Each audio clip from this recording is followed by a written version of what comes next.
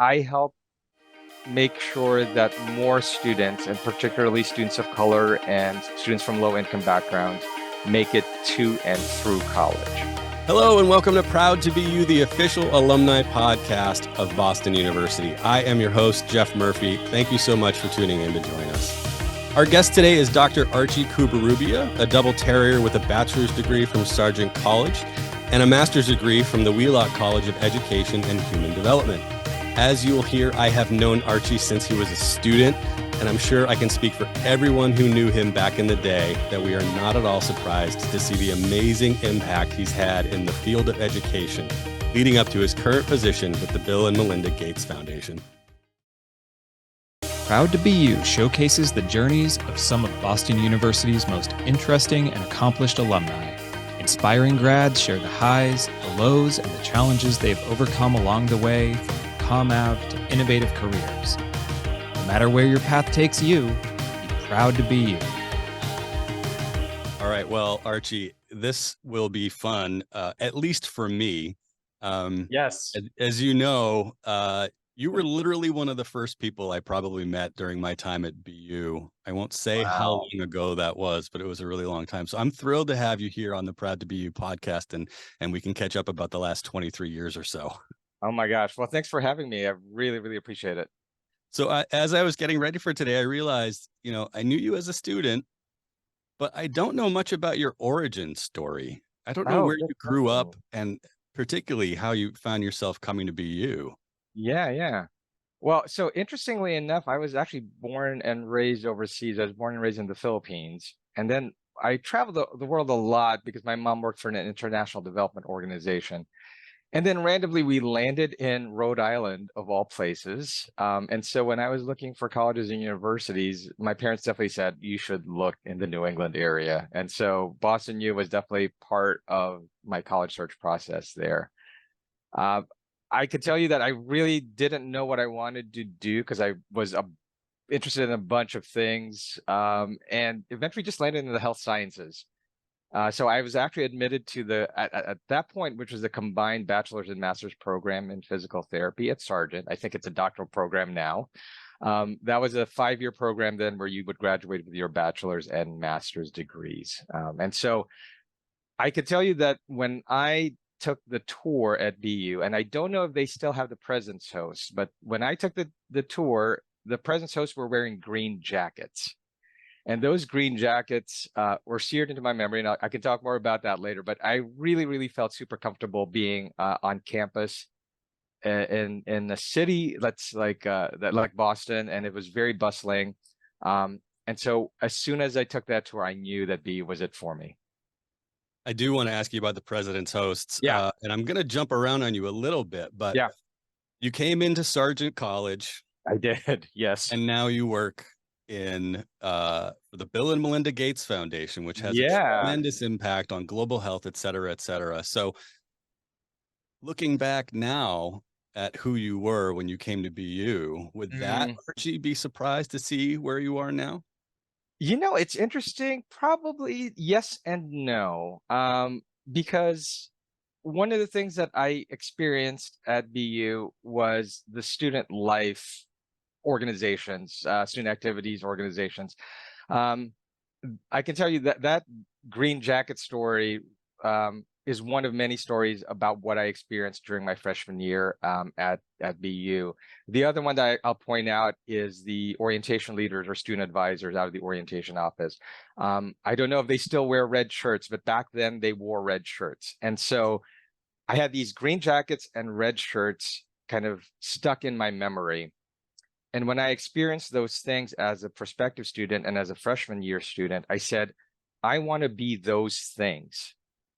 And so I very intentionally looked for opportunities to apply to be a president. So as I applied to be a student advisor, I applied to be a resident assistant.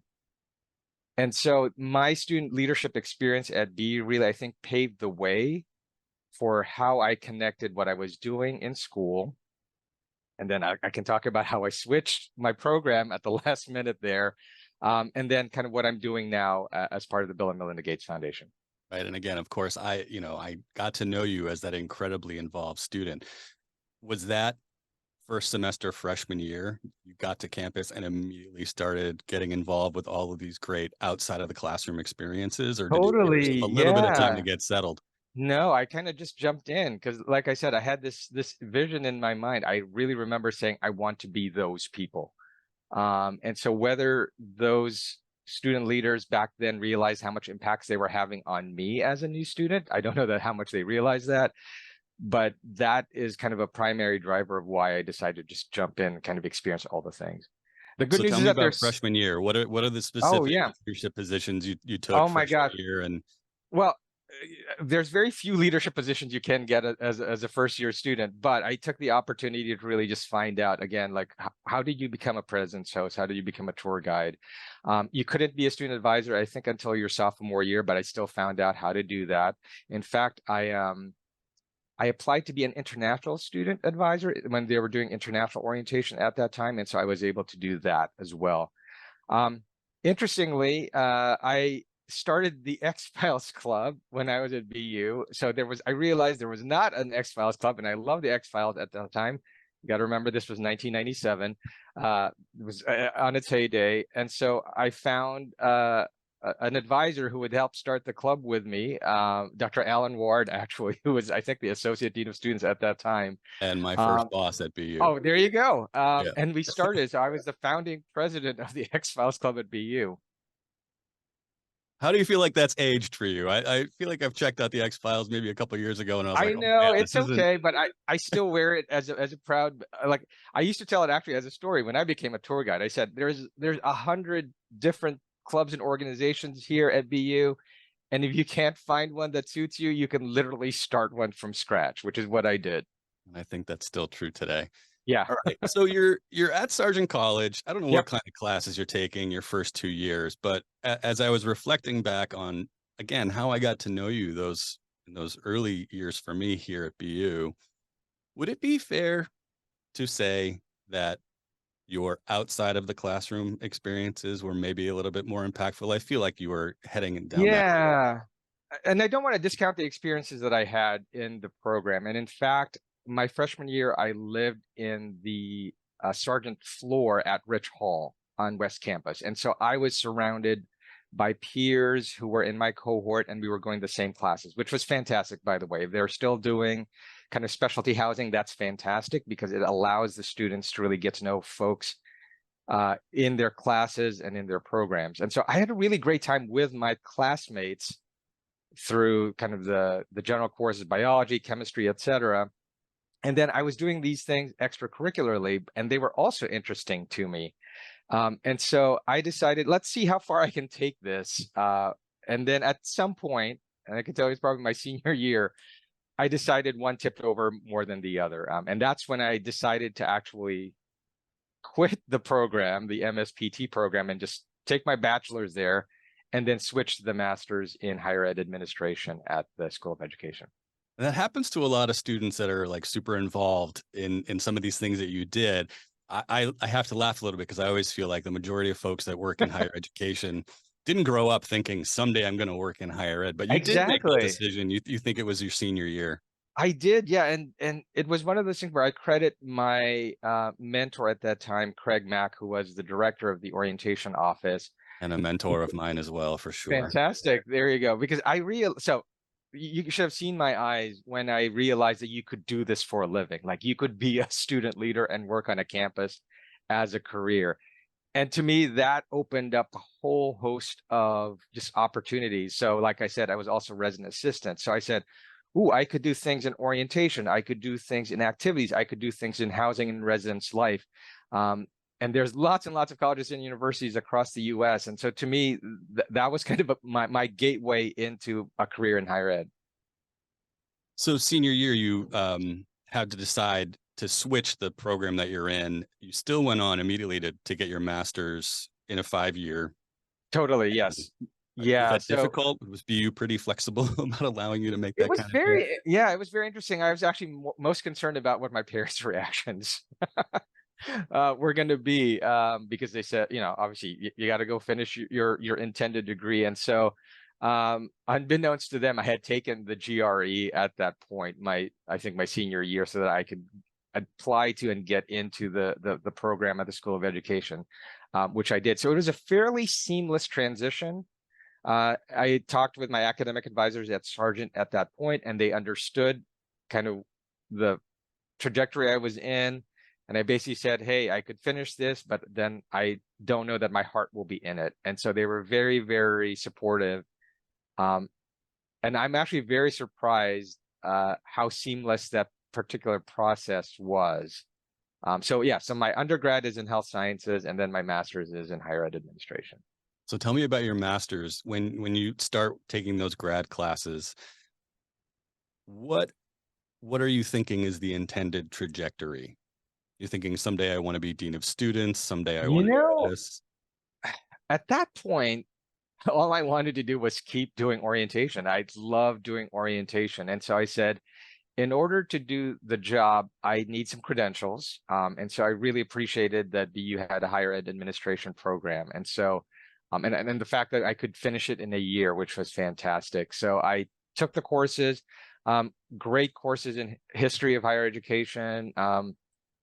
It's an administration degree, so there was some great courses around how to do like strategic planning and administration and budgeting, which was super fantastic. And then as soon as I finished in a year there, I went to get my first orientation new student programs job at Northern Arizona University in Flagstaff, Arizona. Were you at the time, obviously you loved your orientation experience, wanted to do that. So you were looking specifically for those jobs. Did you just end up at Northern Arizona, or was that like a destination for you? It was, so interestingly, again, speaking of mentors and networks, I had the opportunity to attend a number of conferences as a student leader. And one of them was a National Orientation Directors Association conference, or NODA. And Craig at that point was super, super involved. And so I had the opportunity to get to know his networks and really kind of then adopt my own network. And so NAU was part of his network because my boss at that time, Cindy Payne, was friends with Craig Mack. So networking is everything. And so I had the great opportunity to have that experience right after BU. So tell me about that experience of being a full-time professional doing this thing that you loved. Yeah. So number one, it's super, super interesting. And this kind of gave me a taste of really why I love what I do. Northern Arizona University is a little bit different from Boston University. It is in Flagstaff, Arizona. It is one of the 3 public institutions in Arizona, and the student populations are a little different. They serve a huge native student population. But what I was able to see was how similar kind of orientation programs needed to be to help students be set on the path to success. And so I was able to apply what I learned as a student leader doing orientation at BU, and then apply that with what I was doing at Northern Arizona University.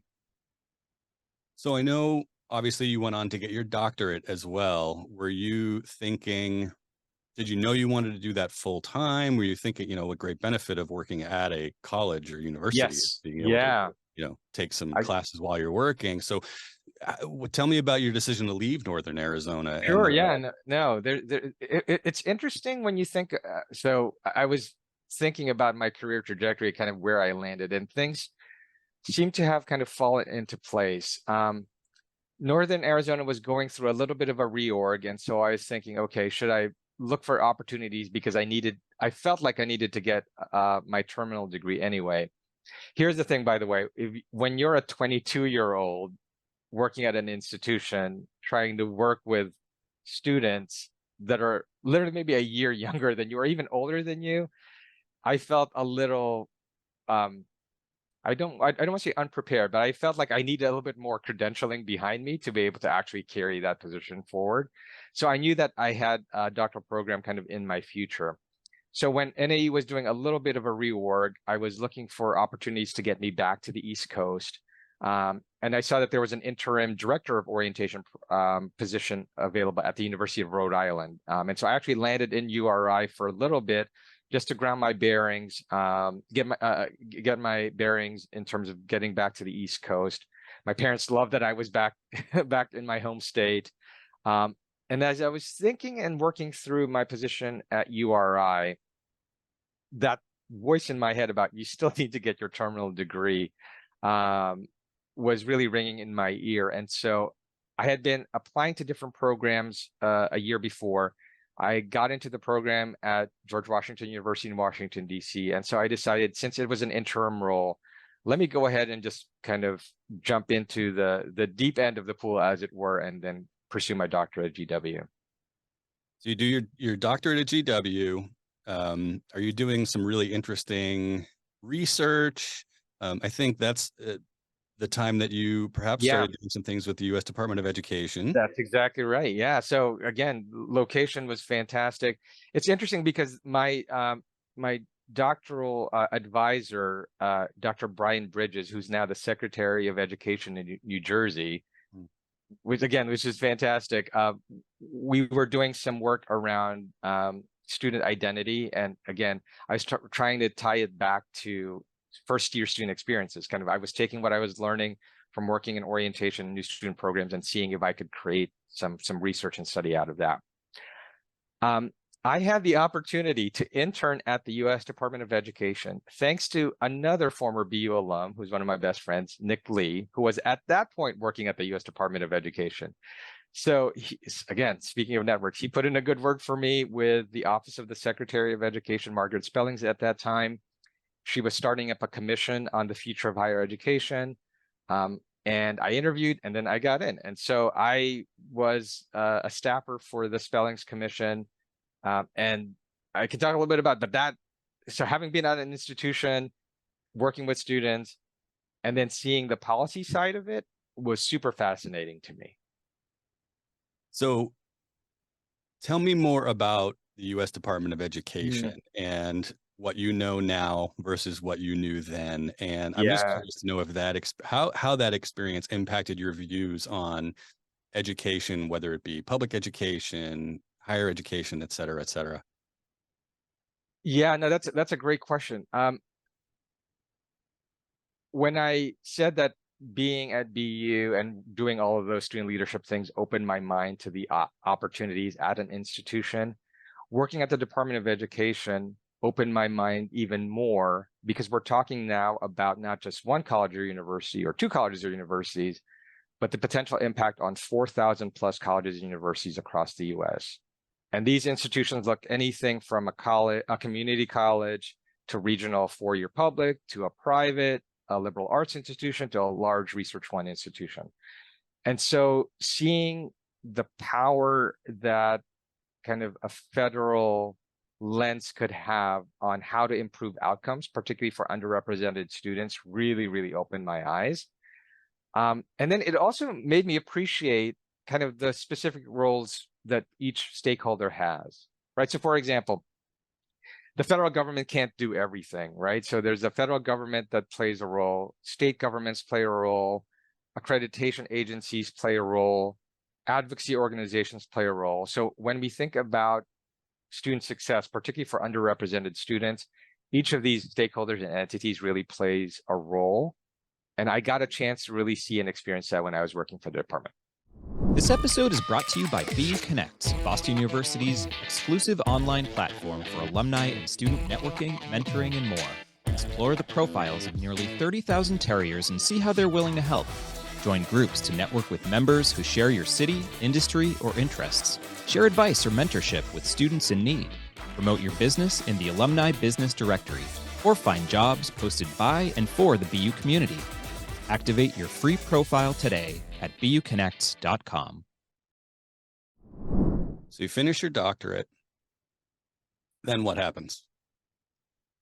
Then I was kind of on a federal career trajectory. I'd done a number of things when I was at the department. So I worked for both administrations under Margaret Spellings and Arnie Duncan on some really cool and interesting projects, some of which never saw the light of day because that's the government, but some that I think really made a difference. And so this is going to be super wonky. But as an example, the federal government collects data from colleges and universities across the US every year. And this is what informs products like the College Scorecard, which is on the U.S. Department of Education, or College Navigator. This allows students and families to go on a trusted website to take a look at what are the outcomes, what are the costs for all of those 4,000 plus colleges or universities. Historically, that data collection did not include students who were transferring in or part-time students to colleges and universities. It was mostly focused on students who start full-time and who start first-time. Thanks to the work that I did along with a number of folks who served on an advisory committee for Secretary Duncan at that time, took a little bit of time, the federal government now collects data on part-time students and students who transfer in, so that you as a member of the public can go into these websites and find out how well did the institution do to serve these students. And so it's super wonky. Nobody's going to really appreciate it, but I see that as an impact that I've had with when I was at the department. Right. And the scorecard, I mean, it's fascinating. And obviously I'm somebody who has worked in higher education for longer than I'd like to admit. Not to get, we were talking about the federal government, and I don't want to get a political angle on this, but, you know, in the last few years, certainly many people would say that higher education in particular has really been under the microscope and in terms of effectiveness and what are the outcomes. And so I'm curious to know, is that argument fair? And when people maybe question with you the value of higher education, what is your response to that? That's a great question. The theory of action is this, right? So the general public has this notion that some kind of education after high school is necessary, and that it's kind of the most viable path, particularly towards the middle class, again, for mostly underrepresented students. What I think is an issue for a lot of folks is the affordability piece, which I know is top of mind for a lot of students and families, and then the outcomes piece, like, is this worth it? Will I get something out of it? The research does say across the board, yes, it is worth it. And despite what we're hearing in the popular press these days, that particular investment does have a return. I think the issue is, and this is where the federal government can play a role, most students don't understand or realize that there is a set of options of 4,000 colleges and universities that they can take a look at. That they have an option set there where they can say, okay, which of these institutions will actually be the best fit for me as a student and what I want to do around affordability, around time to completion, that sort of thing. And so I think part of what the role of the federal government in there is to help increase the transparency about what institutions are doing and how their students are doing, so that students can make more informed decisions about which institution is best for them. So as a side note, I love BU and I love all the institutions I've worked at. Whenever these kinds of tools come out, first thing I do is take a look at what do the data say about our students graduating on time? How much debt are they walking away with? Because if we can provide students that information early on, then they can make better decisions about which institution will get them the ROI at the end. Sure. And that leads nicely into what you were doing at Miami Dade College, right? I think your last role there was... I was the vice provost for institutional effectiveness at Miami Dade College. And in my role there, I oversaw several offices, including the institutional research office, the planning, policy and planning office, and assessment office, and then the accreditation office. And my role there was really to help make sure that we were using data in a very intentional and strategic way to make sure that the students who were entering Miami Dade College were graduating with little debt and would graduate with kind of good prospects for their economic mobility. Mm-hmm. So, and I know that you know that BU is doing amazing things around data, incredible building on campus. I'm wondering, you know, that plays such an important role, not only in what you do, but in so many careers these days. Have you ever thought that you wish you could go back and study data sciences? Oh my God. Yeah. When I saw that, particularly that we were creating a data science program, I was super, super interested and super envious because, And to be fair, the field has gone a little farther around that, particularly in the use of machine learning, and now with the use of artificial intelligence in terms of leveraging those big data sets. But yes, the interesting part that I've noticed, and again, this is from my vantage point when working at the federal government and even now working at the Gates Foundation, is institutional capacity to leverage those data very significantly. And so while I really appreciate that institutions like BU can set these things up, I think about the lower resource community colleges that may have either one person or half a person that's doing the data analysis. And we all know how important the data analysis to ensure that we're actually doing a good job. Yeah. So for people that maybe aren't super knowledgeable about the world of philanthropy, yes, I think most people know that the Bill and Melinda Gates Foundation is one of those institutions in the world that really is changing the world. So from an outsider's view, it must seem like you've got this dream job now. How did that yes. come to fruition for you? So interestingly, because of my roles both at the department and then at Miami Dade College, I was always in the vicinity of philanthropy. I had interacted with a number of foundations and advocacy organizations. And higher ed is super small, right, as a field. And so folks know each other a lot. While I was doing work at Miami Dade, I was actually working on a project that was being funded by the Gates Foundation at that time. So we were on each other's radars. And then at that point, when I was looking to move to the West Coast for family and personal reasons, they reached out and said, hey, would you be interested in joining our team? And at that point, the team that they were interested in filling, we have a post-secondary success strategy at the foundation. It's a fairly small strategy compared to all the global things that the foundation does on health and nutrition and vaccines, et cetera. They were interested in learning from colleges and universities about what works in making progress toward equitable student success, and then translating what works into kind of resources that can then be used by other institutions. So I said, this is great because I've had experience on a campus. I know what the field looks like from kind of a national perspective.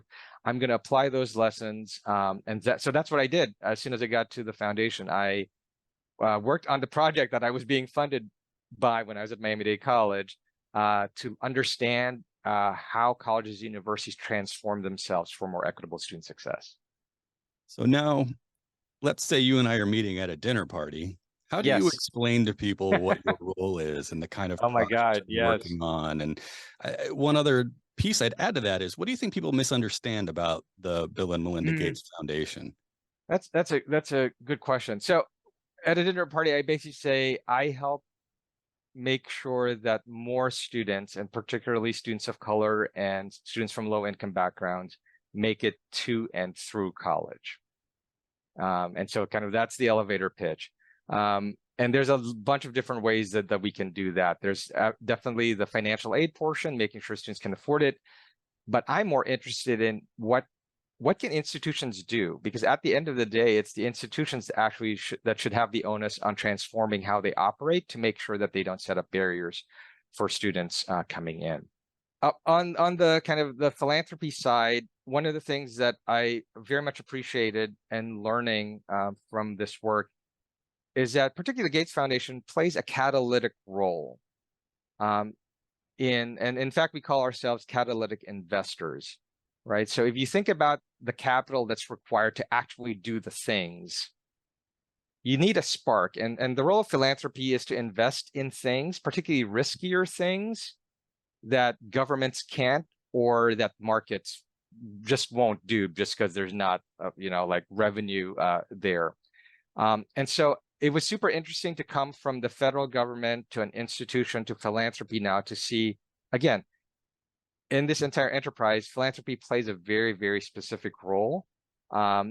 We as a philanthropy can't afford to do all of the things. And so what we want to do is help catalyze movement that hopefully then government funding, other private funding, et cetera, will then help sustain. So I also know that you have continued to be engaged with BU for a long time, but lately you've actually, speaking of philanthropy, you've been helping out with our team at the university in helping them improve their relationships with foundations. Can you tell us a little bit more about Yeah, what's no, been like? it's been great. I've been connected. Yeah, it's been super interesting because it was an advisory group of folks in philanthropy, particularly made up of BU alums. So number one, it was super satisfying to see other BU alum in the field with me. And so we have regular meetings as an advisory group. And then we share just like, hey, from our perspective, here's what would work if you're interested in learning more about how philanthropy works. What are we looking for? That sort of thing. So it's been personally very gratifying to me to be connected to that particular network as well. That's awesome. And thank you for doing that for us. Yeah, of So course. you finished your undergraduate degree, what, 2001? So we're One. talking Yes. 22 years ago. You've had Wow. incredible, I know, sorry. You've had these incredible experiences. And I'm wondering, when you reflect back, how you might, see things having gone differently. And to that end, we actually have a question from a current Sargent student, Oh, wow. Okay. Mariana, who wants to ask you something. So That's good. Hi, I'm Mariana Molinaga. I'm a senior at Sargent College studying nutrition on the dietetics track, and I'm proud to be you. My question is, if you had to start your career over again, what would you do differently? Oh my goodness. That's a great question, Mariana. Thank you for that. Oof. I look back at kind of the steps I've taken, and I think about whether or not it would have been better for me to realize that I was interested in higher education administration or working at colleges and universities earlier. But then I realized, no, I actually had to go through that entire process, have that experience while having my academic experience at Sargent to realize kind of where my heart was leading me towards. And so if I had to do it all over again, I don't know that I would do anything too differently, because I think I looked for opportunities to get involved in student life, and that's what gave me the spark to be on the trajectory I am now. I will say one of the things I do appreciate is understanding where programs, whether they're something you're interested in or not, can really help prepare you. And so the rigor with which those Sargent classes were delivered still sticks in my mind, because I still remember all the anatomy and physiology courses, all the things, and kind of the critical thinking that allowed me to be successful where I am now, regardless of subject matter, I got because I was doing that particular program.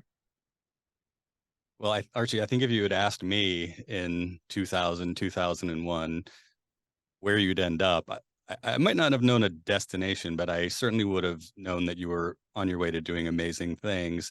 I know I'm repeating myself, but the outside view, you're at the Bill and Melinda Gates Foundation. I assume that you are working with Bill Gates fairly regularly. I mean, that's an incredible experience.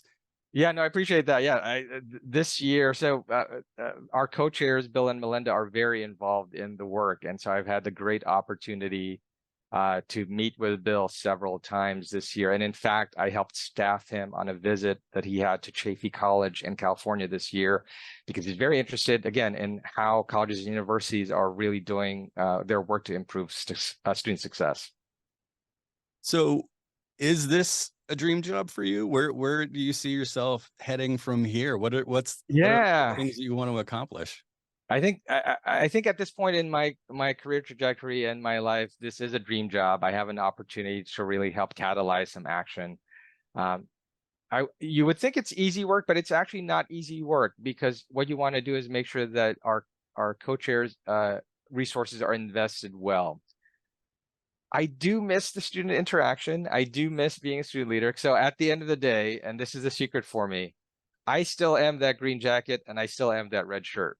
So after all of these layers of being, career fed and being in philanthropy, I just want to make sure that more students feel welcome when they come to college, and then our success and set up for success moving forward. So if I were to look maybe 5-10 years from now, maybe getting back to an institution. At one point, I floated the idea of being a college president. And then when I worked for the department, I realized what college presidents actually had to do.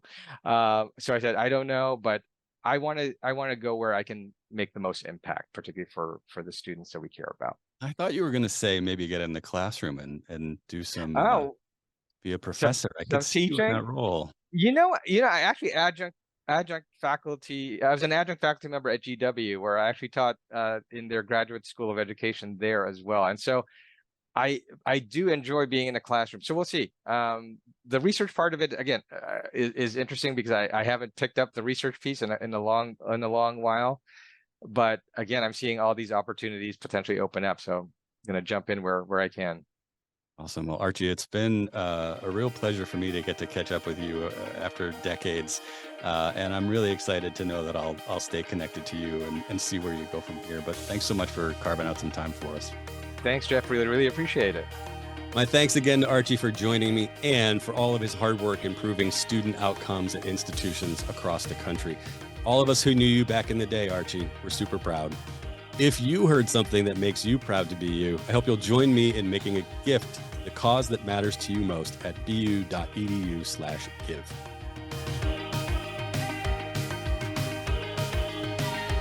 Thanks for listening to Proud to Be You.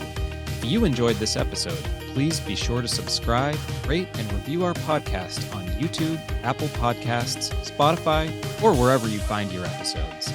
The Proud to Be You podcast is produced by Boston University and our partners 5 Tool Productions, a BU alumni-owned, Boston-based company specializing in video production, live streaming, and content marketing.